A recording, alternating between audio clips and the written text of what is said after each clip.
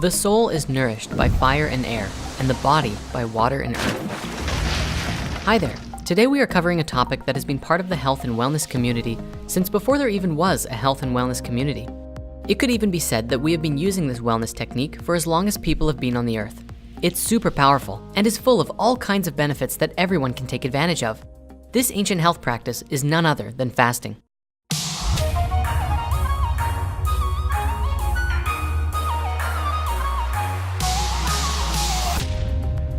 There are many different types of fasts found across just as many cherished traditions, and they all generally revolve around the idea of not eating food for a period of time.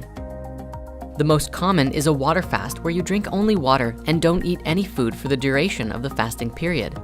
In recent years, some other forms of fasting have been quite popular as well, such as juice fasting, where you consume only fresh fruit and veggie juices. There has also been some remarkable cases and studies on dry fasting, which entails going a set period of time without both food or water. The question is, and something you may be asking yourself right now, why would anyone do this? Fasting is without a doubt one of the quickest and easiest ways to rapidly heal your body. It is known to provide a wide range of benefits, such as reducing neurological diseases like Alzheimer's and Parkinson's, inducing body-wide cellular repair processes, lowering risk of diabetes, reducing stress and inflammation, and even preventing cancer. On top of these benefits, fasting also spurs deep mental, emotional, and spiritual healing, helping you release worries, anxieties, stresses, and even helping to get rid of certain addictions. In this way, we then find new clarity and peace within mind, body, and spirit, and come to a place of deep spiritual revelation. Fasting has played a huge part in many different spiritualities around the world, and has been said to play a large role in connecting you with God and finding yourself. In Christianity, Jesus fasted for 40 days in the wilderness after being baptized by John in the River Jordan. In Buddhism, the Buddha practiced extreme levels of fasting prior to his enlightenment. In Islam, Muhammad practiced fasting quite regularly and initiated a new type of fast called intermittent fasting, which was abstaining from eating and drinking from sunrise to sunset. This fast was adopted by all Muslims during the month of Ramadan and still takes place today. Fasting also plays a large role in Jainism, Taoism, and many other spiritualities. Across all of these faiths, they believed that fasting would bring incredible miracles into our lives. When combined with prayer or meditation and a commitment to our spirituality, fasting can help us to increase our spiritual abilities, reach states of deep inner peace, learn to identify the difference between authentic hunger cravings and food addictions, develop self-restraint and discipline, improve manners, protect us from lustful desires, and encourage great bodily purification. This is only a small list of possibilities of what can happen physically, emotionally, mentally, and spiritually when we participate in a fast. So how does this work? Well, on a physical level, our bodies have an innate capacity to heal themselves. However, under normal circumstances, a great deal of energy in our bodies goes to the digestive system and metabolizing processes, turning the food we eat into usable energy for us to live our lives. This also means that the systems required for healing and repair are put on hold until these other processes have run their course.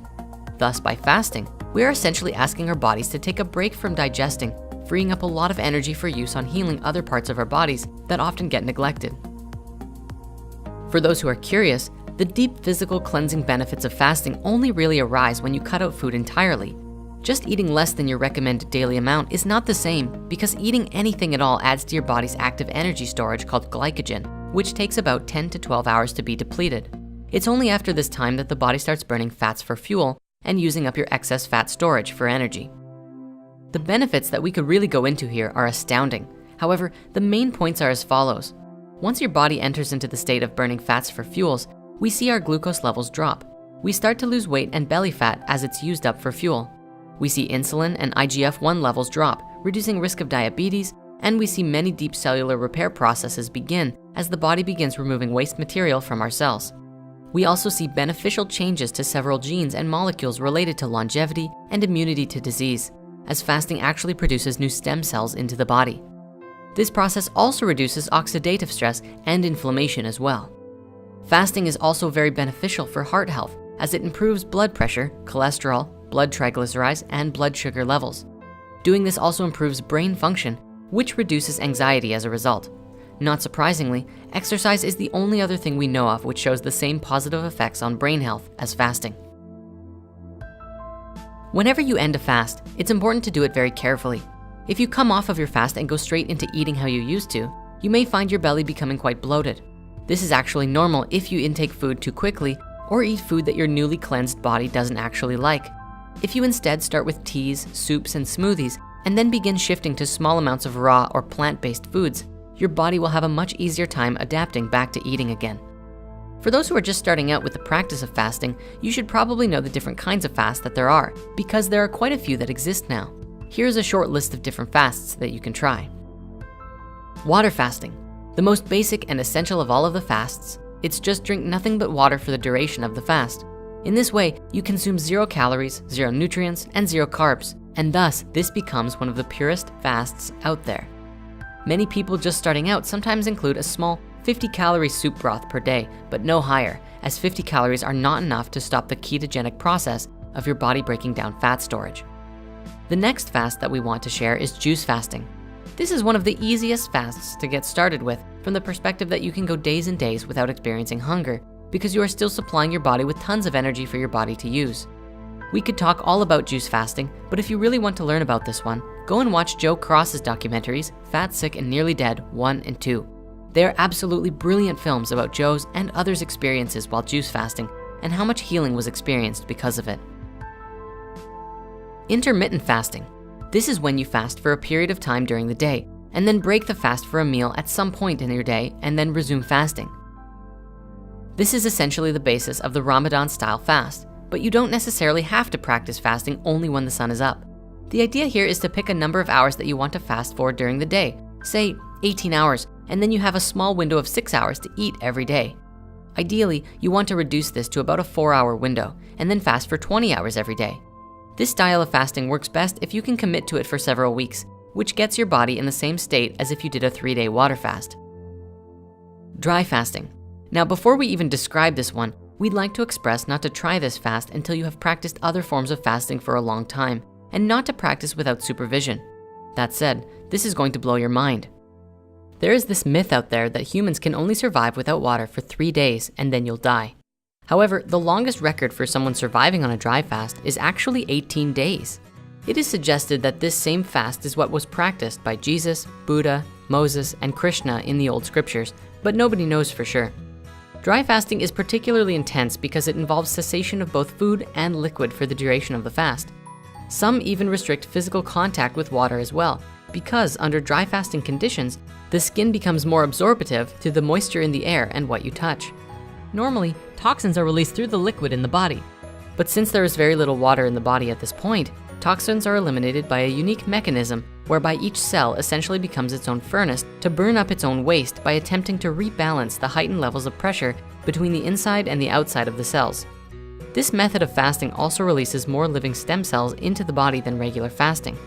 A Russian doctor named Dr. Filanov has practiced medical dry fasting with his patients and experienced some tremendous results in healing some very deadly diseases, and has compiled his research into a book called Dry Medical Fasting: Myths and Reality.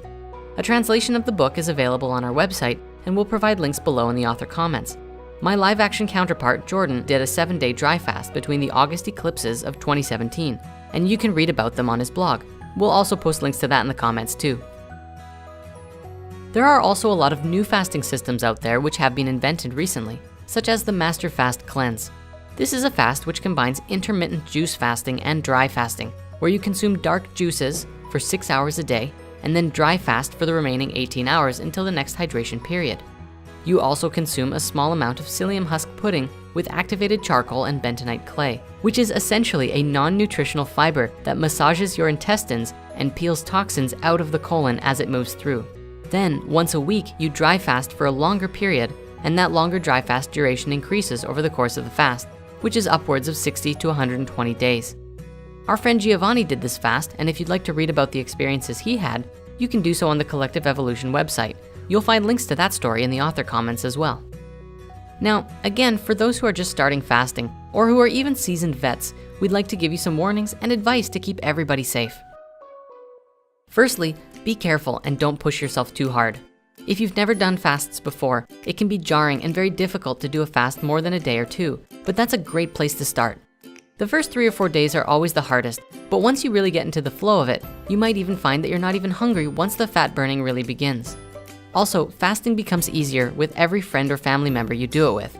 When you have mutual support from a community around you, it's just easier than if everybody around you is eating and you are not, where it can become easier to fall off the fast before your body has fully reset.